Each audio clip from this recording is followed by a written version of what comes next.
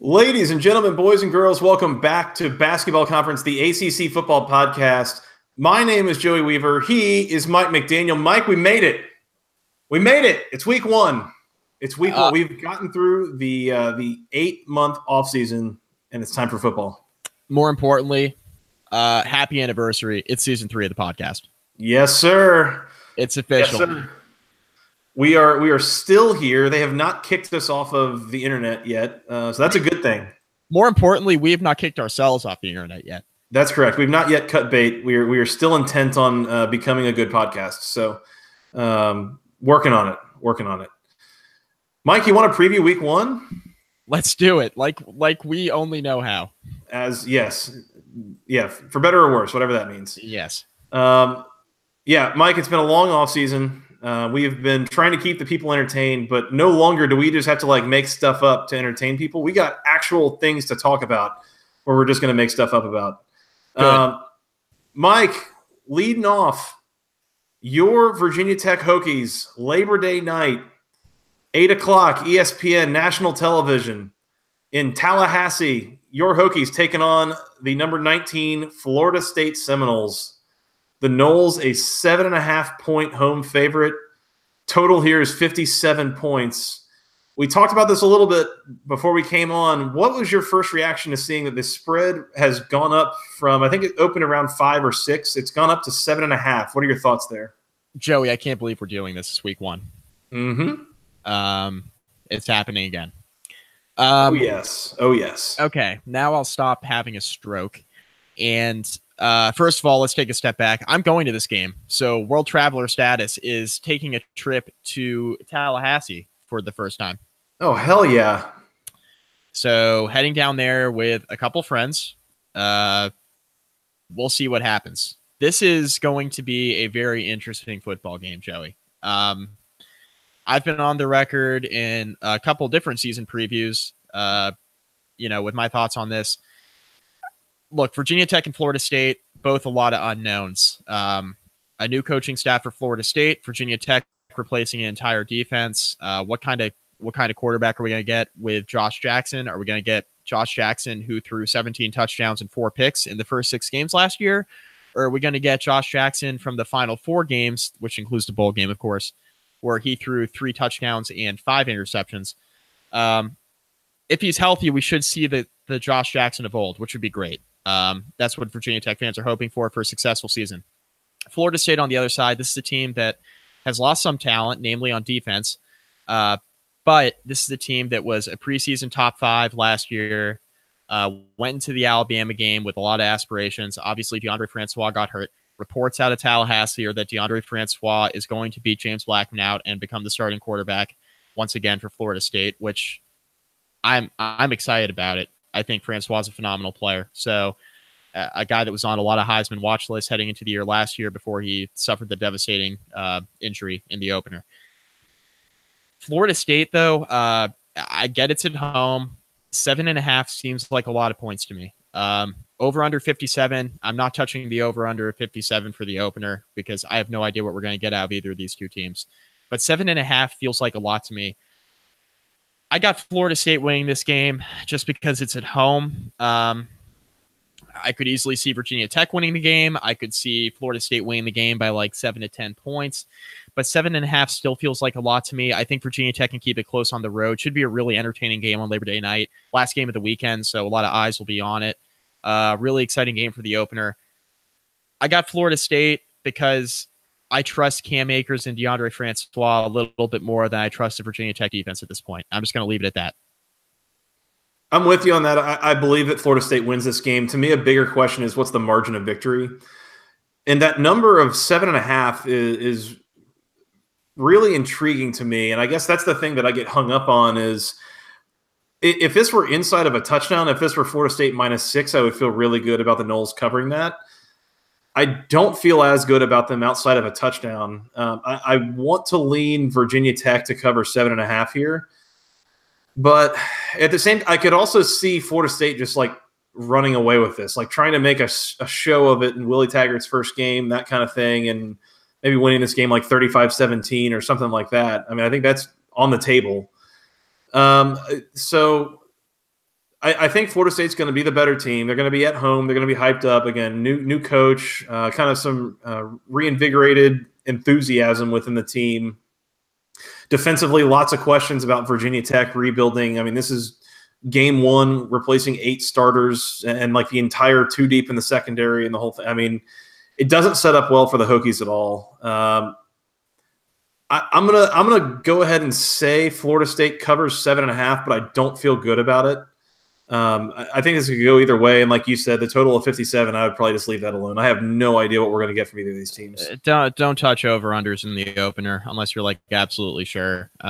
We don't have an entire offense returning on either side, so don't touch it.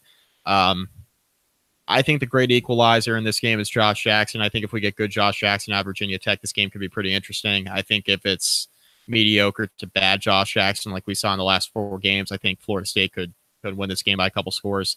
I don't think the talent gap is I mean, I think Florida State's a little bit more talented than Virginia Tech, just athletes-wise. But, it's the opener. It's 2 teams we don't know a whole lot about.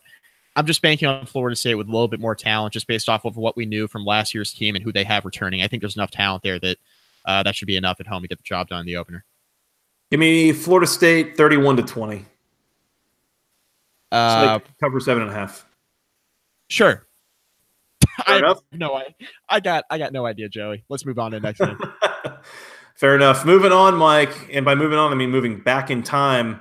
Yes. Sunday, 7:30 p.m. on ABC national television. The number 8 Miami Hurricanes in Dallas at AT&T Stadium, Jerry World, taking on the number 25 LSU Tigers. And Mike, I said a couple of months ago on an episode, not even the Miami preview, but thinking that these 2 teams, I could see either of them going anywhere from like 8-4 to 11-1. Like, I think these 2 teams, there's a high variance for both of them. How do you feel about Miami as a favorite here? I think they have more talent on offense. So I feel okay about it, I guess. But are they really, are they any different than LSU? Like, both of these are teams that have a ton of skill talent, pretty good offensive lines, and a huge question mark at quarterback. Like, it seems like the same situation to me. It does. It's 2 teams with SEC-type talent at the skill positions, right? I mean, LSU's in the SEC. ACC-type talent, thank you. Excuse me. Excellent. Well played. On the Basketball Conference podcast, Mike. Well played. Okay, that caught me off guard. That was excellent. I don't even know what to say about that. That was well done. Well done. Dilly. There goes my Phil Steele magazine again. Anyway. Just throwing stuff over here. Just throwing stuff, not even trying. Yeah, I feel fine about it. I think a field goal either way would be fine. Miami's a 3-point favorite. That's cool with me. I don't know. Like, I want to speak intelligently on this game, but the other thing about this is, like, these are very similar teams, to your point. 2 teams that should have very good defenses.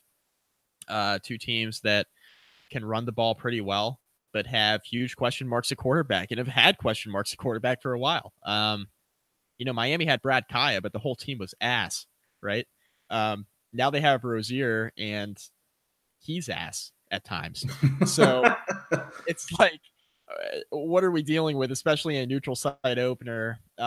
This feels like a home game for LSU in Texas because LSU fans travel. Miami fans are still trying to find their way to Hard Rock Stadium. So that's, it's going to feel like a home game for LSU. It's a tough environment for Miami. I think Miami has just enough to get the job done here, Joey. I wouldn't be surprised either way here. If Miami loses this game, I think it says more about Miami than it does about LSU. Because I think, we've seen LSU's defense be able to slow down a mediocre quarterback before. That wouldn't really be news to me. It would be news to me if LSU won this game going away. It would be less of a surprise if Miami won this game going away, because in my mind, that means their defense forced 2 or 3 interceptions and something crazy happened. I don't think the upside with the turnovers is as great with LSU, even though they're playing Malik Rozier. I know that sounds kind of counterintuitive, but I don't think Malik Rozier is going to have the opportunity to implode quite like whoever LSU quarterback ends up being. does, just because LSU puts it in the air a little bit more than Miami will. I don't know. Lean on the run game. I'm taking Miami close. Field goal sounds about right. If they win by 6, I wouldn't be surprised. I'm not touching this game. But for the sake of our podcast, you're taking Miami to cover 3? I am. All right, fair enough. One of the things that you said about this basically being a home game for LSU, I agree. It's about a 6-hour drive from Baton Rouge to Dallas. But I would tell you, like you mentioned, there is a lot of LSU fans that live here in Houston and really in the whole East Texas area and the whole northern Louisiana area. You know, folks that are within about 3 to 4 hours of Dallas, there's going to be a boatload of LSU fans there. And I think that there's most anywhere that they play this game within reason outside of Hard Rock Stadium, this would be an LSU favored crowd. They just generally travel well, not to mention, again, that they are fairly close in general. My strategy here in picking this game, I'm going to take LSU to cover 3. And this is purely like if LSU is a 3-point favorite, I would take Miami to cover 3. Because these teams are so equal and I don't really know what to make of either one of them at this point in the game, I'm just going to take the points on whichever side I'm getting them on. So I'm taking LSU to cover 3 and, you know, whatever. Maybe it works, maybe it doesn't. The number that I'm more intrigued by here is actually the total in this game is 48 points, Mike. I would go under that total. I don't think that both of these teams are getting into the 20s here. I like the under 48 as well. Too much defense, unless something crazy happens. I don't know. I think this is I don't see this being. You figure at 3 points and a total of 48. Vegas is basically projecting a final score of like 25.5 to 22.5. I don't think both of these teams are scoring more than a combined, we'll call it 45 points. Like 24-21 is about as high scoring as I see this getting. So I definitely think this goes under. Like I said, I think these are pretty identical, at least to the eye test kind of teams of on paper kind of teams. I would say big question mark at quarterback, lots of skill talent on offense, good offensive lines, really good defenses. The biggest difference maybe to me, if I have to pick one, is that I think LSU's defense is going to be a little better than Miami's. LSU brings back basically everybody on defense, including their coordinator, Dave Aranda, who is a really, really good defensive coordinator. I think they're going to cause some problems. I think there's what would you put Mike, if I gave you 3-1 that by the end of the third quarter in this game, there is some very real discussion, if not like actual action on the field regarding the Miami quarterback situation. Yeah. 3-1. Would you bet that? Oh man. That says yes. That says yes to me. I would. Yeah, I really would. I would. I think there's definitely an opportunity for this to get like super uncomfortably weird by like the middle of the third quarter for Miami. So throw that out there. Yeah, give me LSU +3, but more importantly, give me under 48 in this game. I think this is a low-scoring kind of game for whoever wins. I'm going to go LSU 21-17, maybe. Pretty low scoring. Wow. I just wish I could speak more intelligently about this game. It's week 1, so. Well, I got a game that we can both speak intelligently about. Alabama. Oh, Christ. 25-point favorite in Orlando. And they'll cover. Yeah, they're probably going to cover. 8 o'clock ABC Saturday night. This is the primetime game. You're going to sit there all day drinking beers, watching football, weird, like we're going to get to a couple of games you're probably going to watch throughout the day and, feel good about it because it's college football on its back, but most Saturdays you wouldn't really bother with it. But all Saturday you're going to do all that, and then by 8 o'clock primetime, the game of the week, Louisville in Orlando taking on the Alabama Crimson Tide, who are a 25-point favorite. I'm drunk just thinking about it. That is borderline disrespectful. Yes. Total in this game is 60. Again, it's coming from Camping World Stadium in Orlando. What do we do here? 25 points. That's actually lower than it opened. What do we do here? We gather up and we say a prayer for Louisville is what we do here. Alabama by a lot.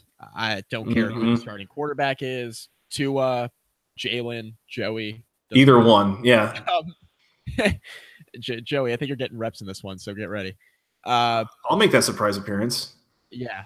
All I got to do is hand it off to Damian Harris, right? That's pretty much it. Or whoever else. I mean, they got like 5 running backs, and they're all good. So they are going to do horrible things to the notorious BVG defense. That defense is going to be pretty bad this year, and it might be a little bit better than last year because Peter Sermon sucks. He was bad. The defense should be a little bit better with Van Gorder, I would think, just by law of averages. But God, this unit's not going to be that good. And Alabama is, oh man, Alabama by a lot. They cover 25 here. I agree. Alabama 38-10. Real quick, I think Juwan Pass is going to be good this year. This is not the game where he's going to be good, though. Dude, I think this game puts Juwan Pass in danger of being, like, he could end up being bad this season because this is the kind of game that right out the gate would break a person. What is Louisville doing with their non-conference scheduling? Like this. Hey, I mean, props to you for going out on a limb here, but I mean, 2 years ago, the Lamar Jackson team, you know, where they started out 9-1, I think it was, and Lamar won the Heisman and all that. That team would have struggled to keep this game within 14 points. Alabama is on a different level from Louisville right now, and I think are they? Man, yeah, hot take over here, but yeah, Alabama covers 25. I got them 38-10. I think this is not all that close. Total is 60. That seems pretty high, but I would probably leave that alone just given that there is a chance that Louisville could, you know, put up 17, 21 points, hit a couple of deep balls, that kind of thing. There's also a chance Alabama scores 60. So sure. I mean, I'm not betting the over/under, but yeah, leave that alone. Yeah, I usually don't bet the a point spread that high, but I feel pretty good about this one. I don't mind it. Yeah. Don't mind it. Mike, let's move on. North Carolina. This is, by the way, 3 o'clock on Saturday on Fox. The North Carolina Tar Heels on the road at Cal. 3 o'clock. This is 4 o'clock. It's 3 o'clock Central Time. Sorry. 4 o'clock, Fox, North Carolina at Cal. North Carolina got a bunch of dudes suspended for this game. This is maybe a little bit of a toss-up to begin with, but now Cal a 7-point favorite.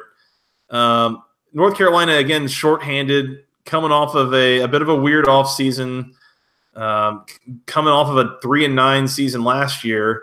Haven't seen a great North Carolina defense in a while against what is usually a pretty potent Cal offense.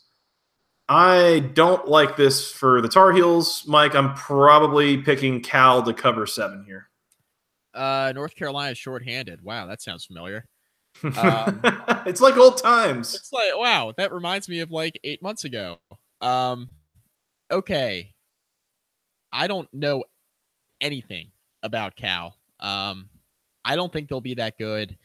I don't think North Carolina will be that good, as you all found out in our season preview. Does North Carolina cover 7? I mean, maybe, but they have to go all the way to California to do it, which, I mean, historically speaking, overall does not bode well for the ACC when they have to go way out west for openers. See Virginia and Oregon, but also see Virginia and Boise last year. That was a surprise. Yeah. I'll say North Carolina covers, I guess. All right. Nathan Elliott gets the job done. They lose the game, but in a losing effort, he plays okay. And North Carolina covers 7. Close game, shootouty maybe. I love that one. I love saying shootouty. This will be a good, as they call it, a good TV show to watch. 31-24. That puts us under 61. Barely. It's right at 7 too. Yeah. Oh shoot, you're right. Well, it's a push then. 31-24, and it's a push on the point spread. It is not a cover, it's a push. So I'm gonna go like 38-24. I love week 1. Oh my god. Yeah. I have no idea about any of these games, but you Yeah, try to sound educated. there's well, and I don't know if this is normal, but it feels like there are so many question marks in the ACC this season that I need a couple weeks of data, even against like some mid-level, if not crappy opponents, just to have a feeling of what half these teams are going to be. But yeah, I'm going to go Cal to cover 7. I think UNC, especially on defense, is going to be a mess. Cal gets back quarterback Ross Bowers. He was a sophomore last year, 272 for 461. So he completed 59% and a little over 3,000 yards, 18 touchdowns, 12 picks. So he'll be fine. They'll probably score some points. I'm going to go 38-24 Cal. Yeah. And that goes to 62 points. I would probably leave us the total here is 61. I'd probably leave that alone. So let's go. Yeah. Cal cover 7. No idea. Continue. Fair. Yeah. No real idea at all. Mike, we got a few other games. That kind of wraps up the main slate here. We got 4 more games that we've got totals for. We're going to do those in chronological order. So back this all the way up to Thursday evening, August 30th, 8 o'clock on the CBS Sports Network. We have talked about this game more than most of these games, actually, of the remainders that we're going to talk about. The Wake Forest Steeman Deacons, a 7-point road favorite in New Orleans at the Tulane Green Wave. And I'm not going to lie to you, I am a little bit nervous for Wake Forest in this game, Mike. I am too. They're starting a true freshman at quarterback. Yeah. So no Kendall Hinton because he's suspended. He's suspended for the first 3 games, in fact, because of violation of team rules. Also known as he was probably smoking weed. It's common parlance. Yes, usually. Violation of team rules. Yes, that's one of my favorites. So Wake Forest -7, over under 56. Wake Forest has Matt Colburn and Cade Carney, and more importantly, they get Greg Dortch back. I like Wake Forest in this game. They beat Tulane. It'll be close. I think Tulane covers 7 in this one. If Kendall Hinton's playing, I think Wake Forest is winning this game by a couple scores. Since he's not playing, I think starting a freshman matters. Tulane keeps it close. Wake Forest wins the game. Man, I forgot about them getting Greg Dortch back. That was a tongue twister. I want to say Tulane +7 here, and maybe outright. I said Tulane +7. I am not saying Tulane outright. Tulane +7 for sure, though. Okay. I am tempted to go Tulane outright here. I don't know if I quite can. I think this is one of those that maybe Wake Forest will keep it a game for a while and then finally pull ahead at the very end. I'm going to say Tulane +7. I'm going to take the points with the home dog here. But I guess I'll say Wake Forest to win. Maybe like 31-28, something like that. Get a last-minute win. Maybe kick a field goal at the gun or get a last-minute defensive stand or something. But I think Tulane's going to put up a fight here. The Steeman Deeks, again, I am very concerned about what they're going to look like on defense. And Willie Fritz has quietly been building a pretty good program down there at Tulane. We have been talking about this game for a couple of months now, kind of off and on, and pointing out that is one of the tricky points in the out-of-conference schedule for most of the teams early in the conference. This is one of the ones that really sticks out. So, yeah, give me Tulane +7. I'm going to say that Wake Forest still comes away with a win, but a close one. So we'll go Wake Forest like 31-28. Total here is 56. So, again, I'd probably leave that alone. If anything, I'd probably lean over. I don't know that either of these teams really is going to have a particularly good defense, so might get a little shootouty, a little pointsy, as they say, or as some would say. Yeah, so we'll go Green Wave +7, but Wake Forest wins outright. We agree. Moving on. Who knows? Yeah, who knows? Mike, Friday night, the Syracuse Orange on the road. By the way, 6 o'clock, CBS Sports Network. Syracuse on the road in Kalamazoo. That's actually a place. Waldo Stadium. Yeah, that's a place. Western Michigan, the Broncos. They're taking them on. Syracuse, a 6-point favorite on the road here. And they're taking on what could be a somewhat possibly dangerous, maybe Western Michigan team, but probably not. Syracuse is going to get this done, right? They're not going to mess this up, surely. I mean, healthy Eric Dungy's here, so inject that into my veins. Right into my veins. I wanted to jump kick someone in this game. Yes. The Eric Dungy special. I want him to hurt people. Not physically, of course, just, hurt their will. Spiritually. Yes, spiritually, because I would never advocate for somebody to get hurt. Syracuse -6. Yeah, I say Syracuse wins this thing by 2 touchdowns. Western keeps it close. It's a directional Michigan, so, they'll be all right. Syracuse defense sucks, so Western Michigan could keep it interesting, but I say Syracuse by 2 scores. Well, and it was 2 years ago that Western Michigan played in the Cotton Bowl. I mean, they were 12-0 regular season. I think they won the MAC championship, played against Wisconsin in the Cotton Bowl, put up a pretty good fight. And then PJ Fleck left. And last year they did not go to a bowl game. They were actually no, I lied. They didn't go to a bowl game, but they were 6-6. I think they're getting worse. I think as some of PJ Fleck's guys kind of cycle through, graduate, that kind of thing.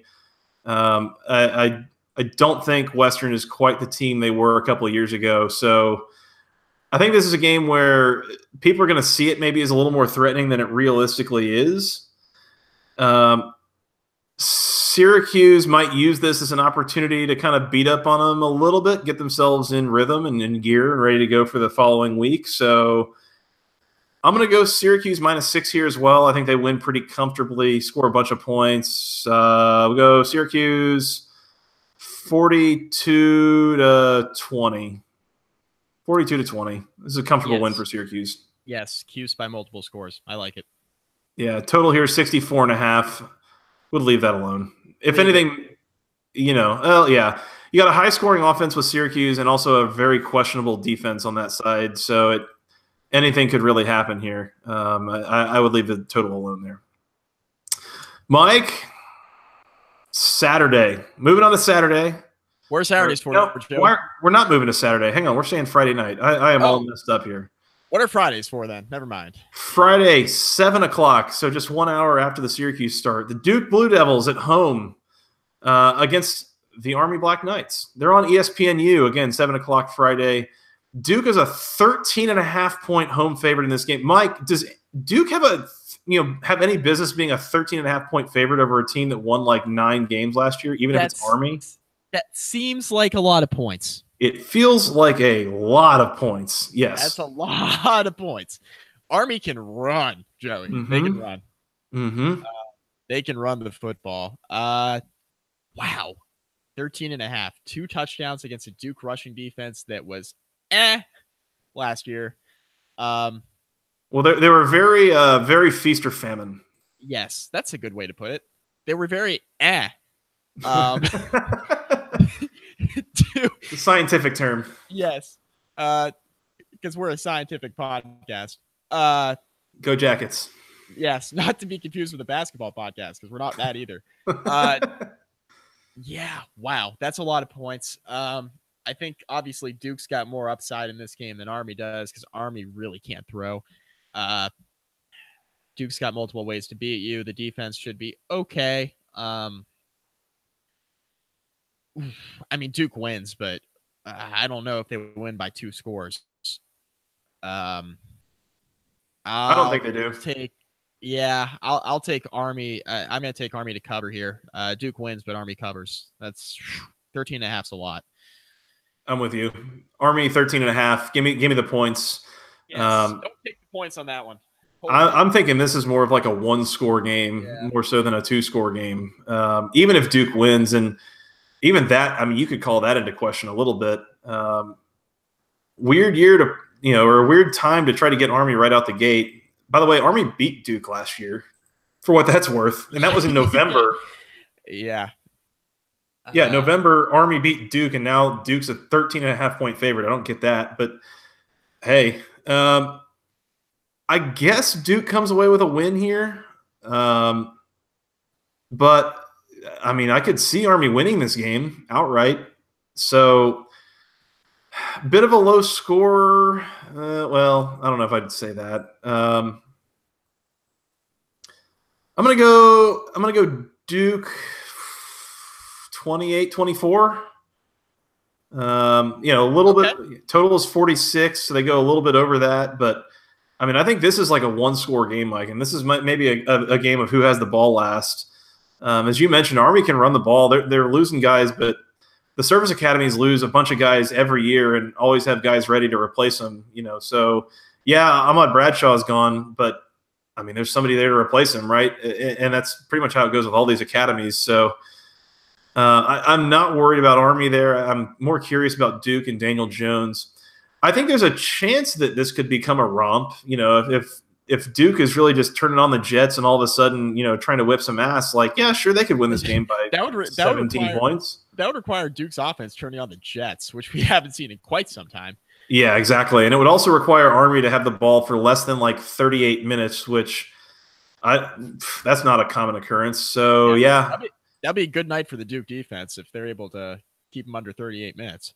This is probably one of the ones that I would be looking to put money on, frankly. It is Army plus 13.5. That is a lot of points for a team that just beat Duke, 10 months ago. I'm in complete and total agreement with you, but famous last words. Yeah, no kidding. This is one that I would love to put my money on, quite frankly.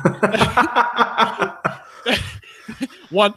It's like the SpongeBob thing. It's like 1 week later. Yeah. Wow, Duke really blew the doors off Army. We were wrong about that one. Yeah.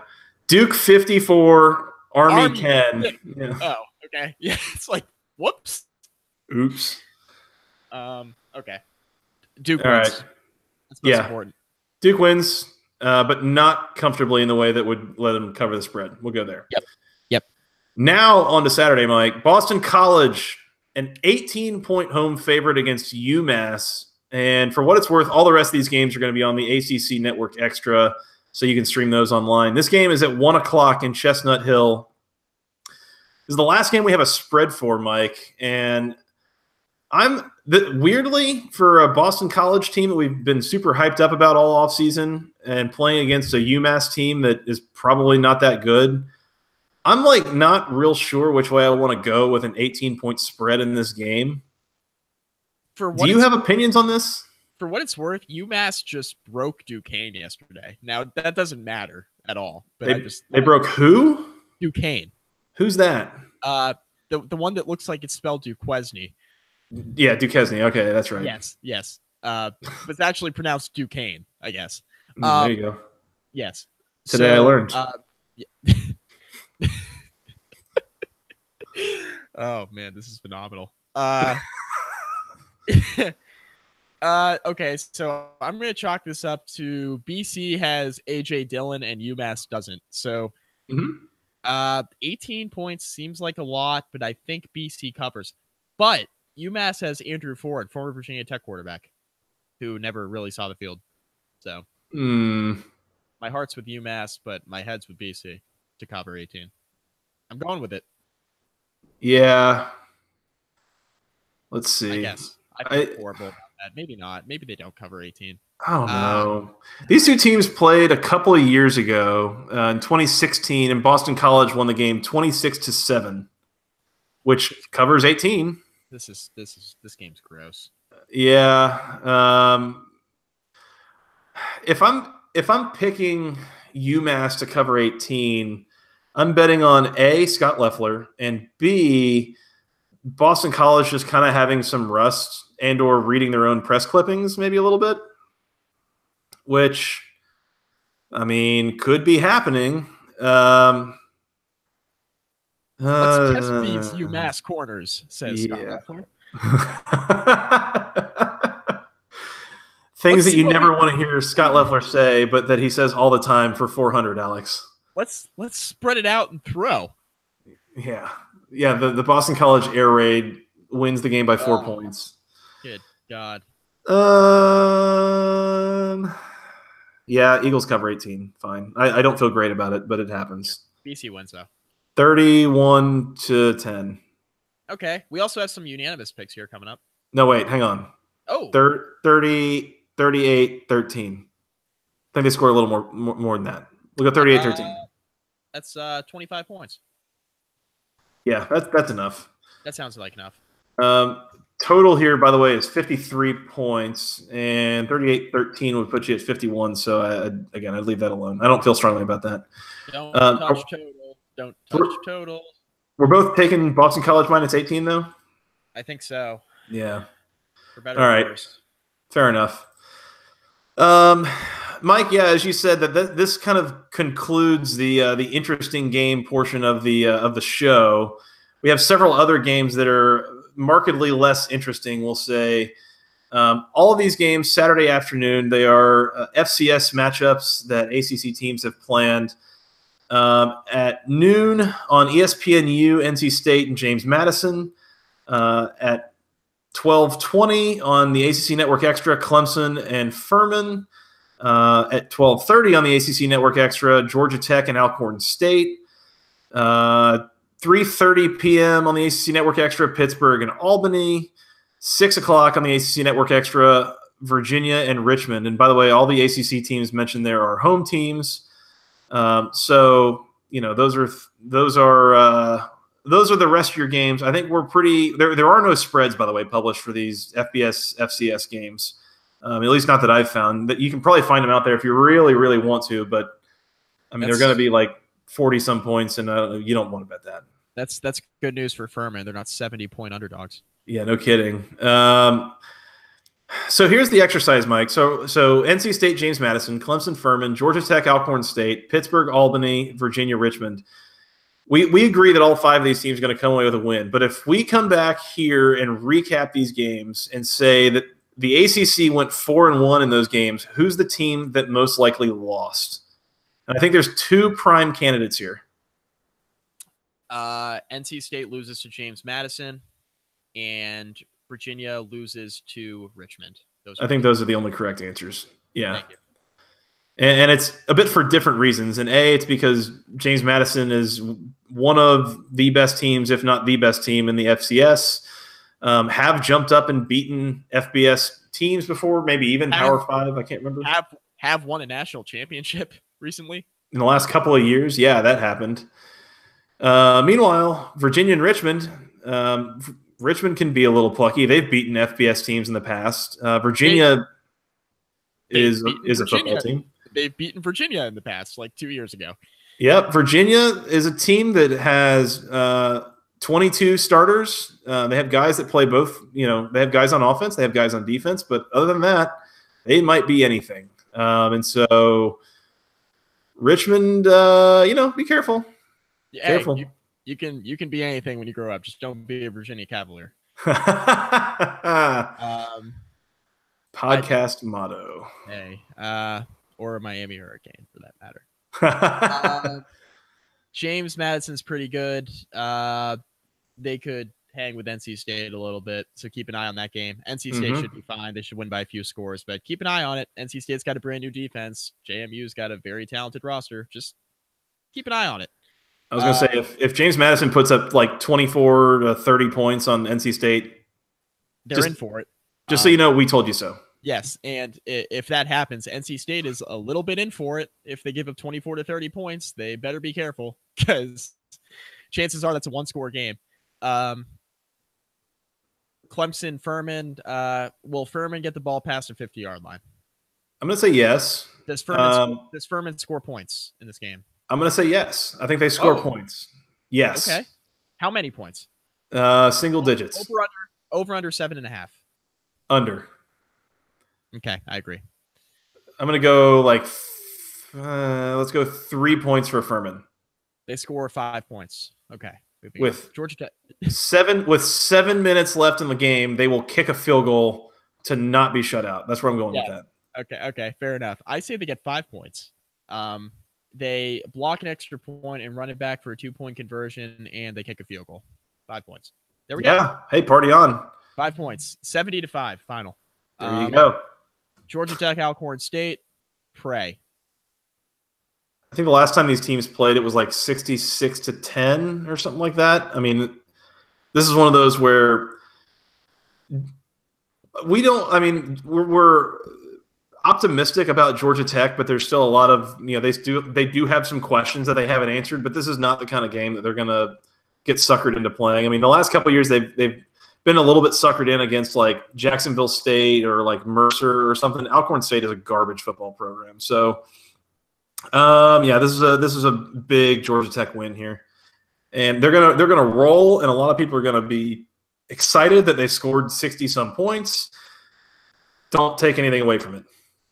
Next week you go play USF, and that is a whole different ballgame. Yep, agree. Agree with that. Pitt and Albany. Ooh. You know this is going to be a game into the third quarter, right? Probably, and it shouldn't be. But we're all going to look up and be like, yo, what is Pittsburgh doing? And then it's like, oh, okay, Pittsburgh won by 4 scores. That's the Pat Narduzzi special for you right there. Yes. It's like, oh, wow, that game's pretty close. And, oh, my God. 6 minutes left in the third. Albany scores a touchdown to pull within, 21-17 or something ridiculous like that. But, yeah, Pitt will win the game, but it'll be unnecessarily close. Yes, agree. And UVA Richmond. Hey, Virginia, be careful. That's all I'll say. Just Virginia, don't mess this up. Just, be careful. Don't mess this up, Virginia. Please mess it up. It would be hilarious in all the worst ways. It would, because this isn't year 1 under Bronco Mendenhall where it's like, oh my God, that's embarrassing, but you kind of give him a pass. This is like year 3 under Bronco Mendenhall, which is really embarrassing, and you don't give him a pass. So yeah, everyone starts throwing their hands up saying, what the hell, Bronco? And you just found yourself on the hot seat, and it's barely September. So good luck. Don't screw around. Hey, just, be careful. They'll be fine. Oh my God. Virginia 35-17. Virginia by multiple scores. They'll be all right. Picks of the week. Oh no, we gotta do picks of the week. Oh yes. I have never been less confident, but let's do it. Oh hell yeah. Who you got? Mike, you went first on the season preview. Yeah.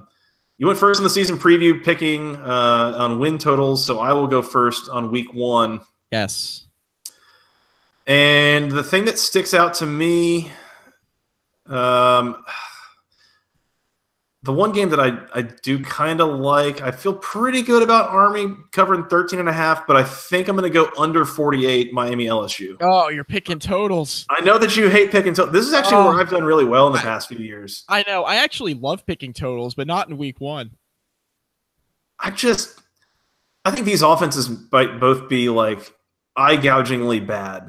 At least in comparative to the defenses. I think the defenses could both be really good. I think the offenses might both be kind of trash, at least in this for the scope of this game. I think there's a better chance this game ends up like 17-10 than 35-24 or something like that. I mean, 48 points, I don't think these teams are going to generate that. So give me Miami-LSU under 48. Lock it in. Oh wait, I got to make a comeback this year because my picks of the week last year were trash. So follow me at your own, at your own discretion. Yeah, agree with that. That's a hey, better you than me picking that one. I'm not saying it's a bad pick. I have no idea one way or another. Yes, this is an ACC football podcast. We call ourselves ACC experts. Truth be told, I'm kind of an idiot.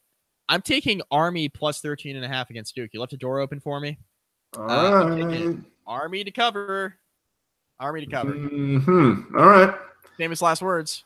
Yeah, really. That looks like a moneymaker. Would you go Army money line here? No. Not even like a little bit of action there? I don't think so.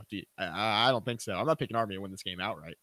See what the money line is. If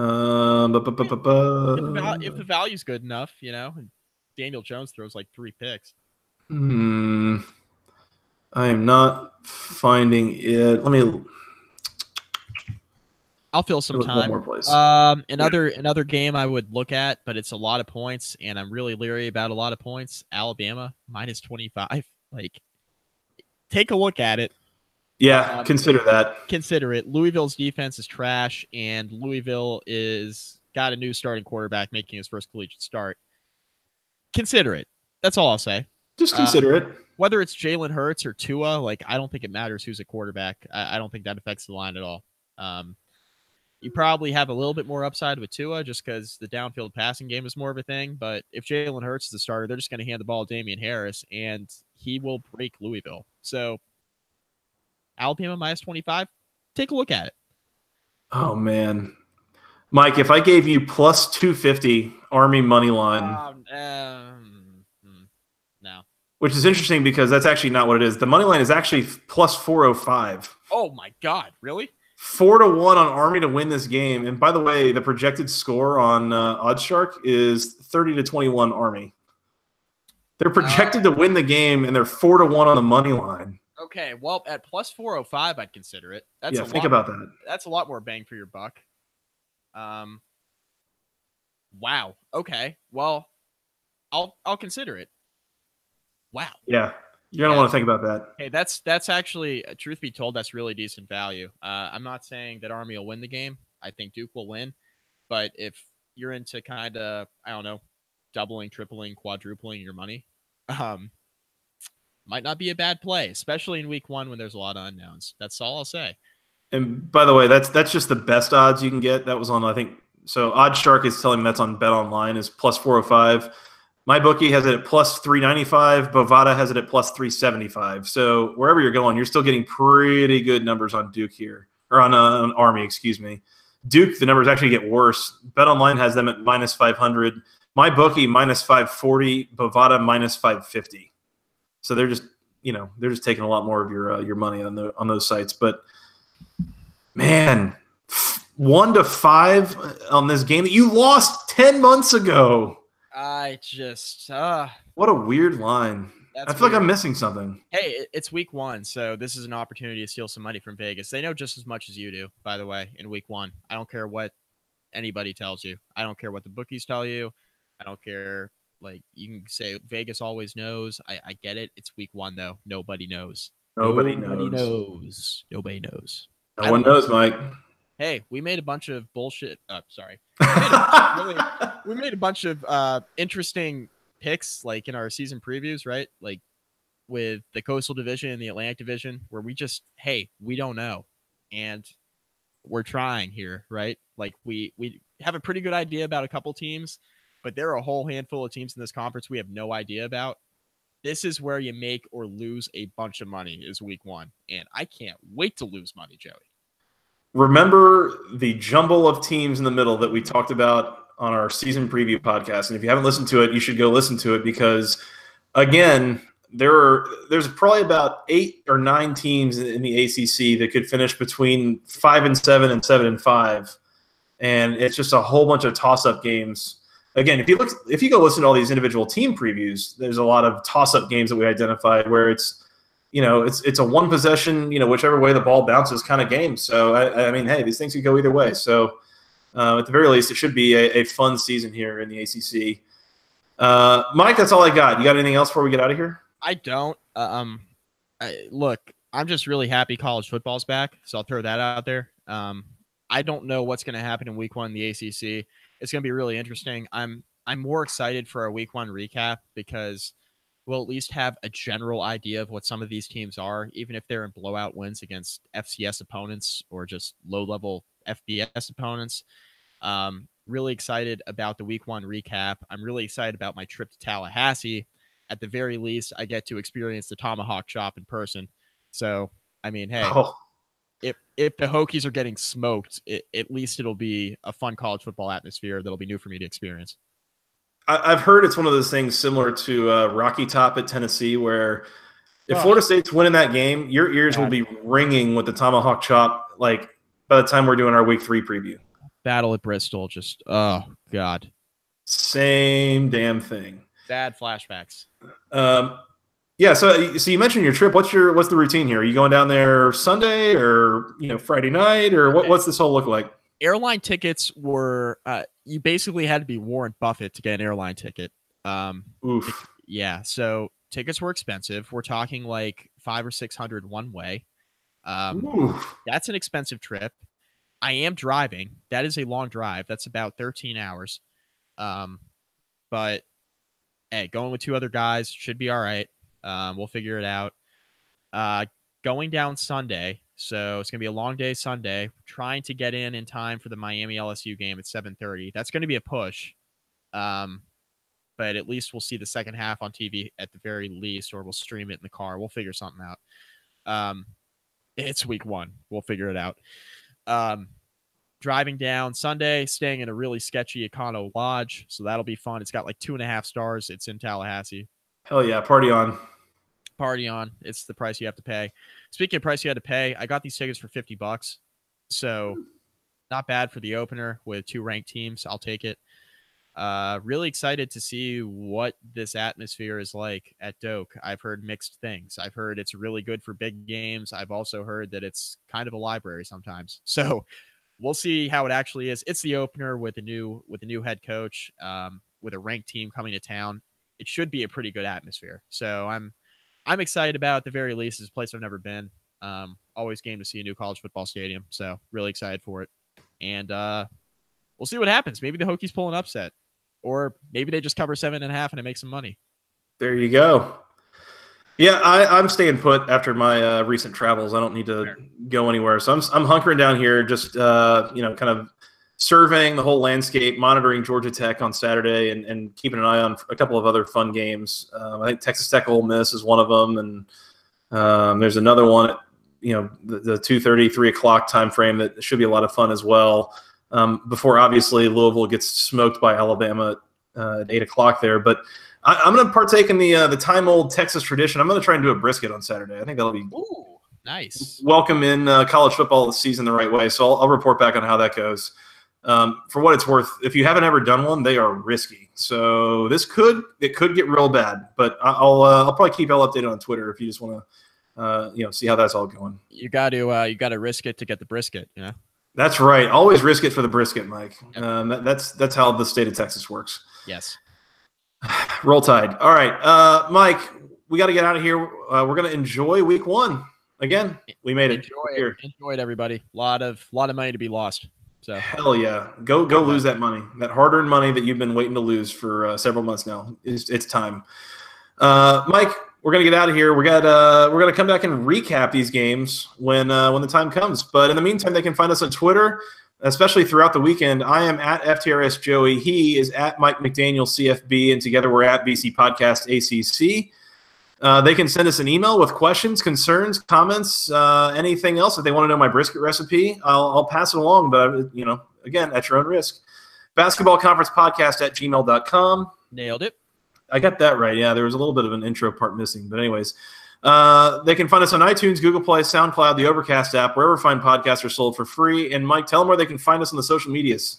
Facebook.com/basketballconference. Rate, review. Find most of our podcasts there, as I like to say.